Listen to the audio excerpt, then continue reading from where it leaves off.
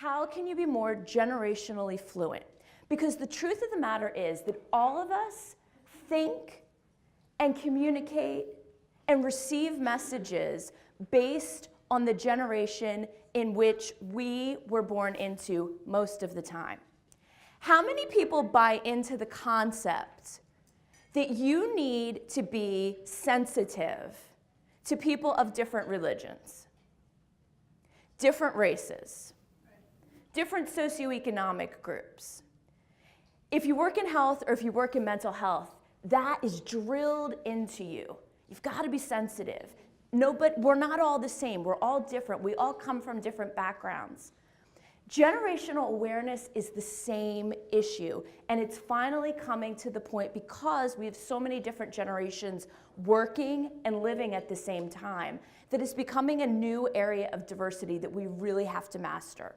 So today is all about trying to learn better how to communicate and understand, get your messages across, because if you're able to master generational fluency, your outcomes are going to be better in the healthcare workplace. Your outcomes in the mental health care workplace are going to be better. And as an added bonus, you're probably going to get better customer service reviews. You're probably going to have more customers, more people that want to do business and work with your organization, whether you're a for-profit, a nonprofit, or a government entity, because when you're generationally fluent, when you understand different generations, you're just going to be offering a better service and a better product. So I'm going to share with you a story. So I absolutely hail from Generation X. I'm 43, about to turn 44 years old. I hail from Generation X. My husband does as well. But I have a lot of cousins that are hailing from the millennial generation. And recently, I was up in Manhattan for work. My husband and I are up there. And my cousin lives there. She works for PricewaterhouseCoopers. She and her boyfriend are very squarely in the millennial generation. And we get up there, and we're really excited to be out in Manhattan, and she says, I've got this great bar I want to take you to. So that's fine, that sounds great. Let's go to this really cool bar that she wants to go to.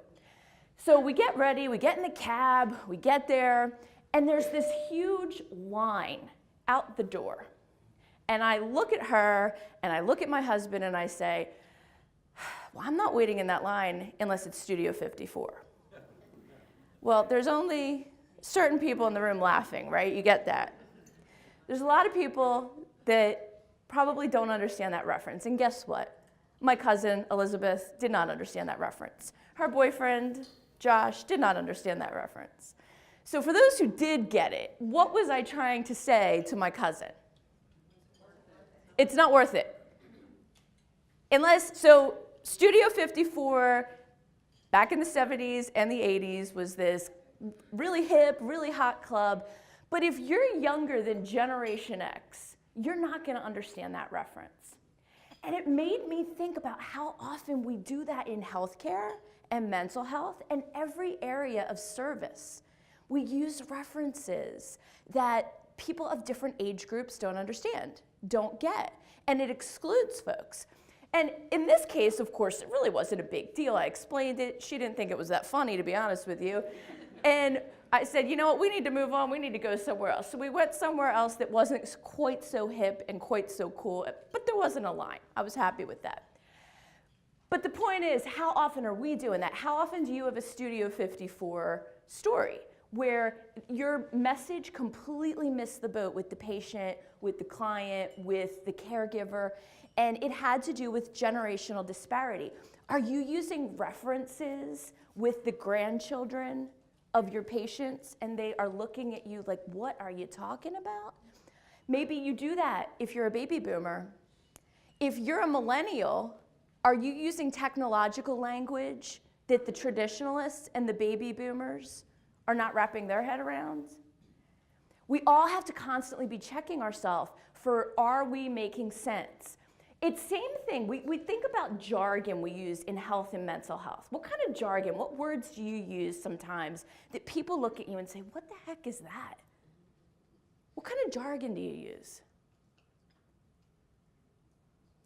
I know that you have some.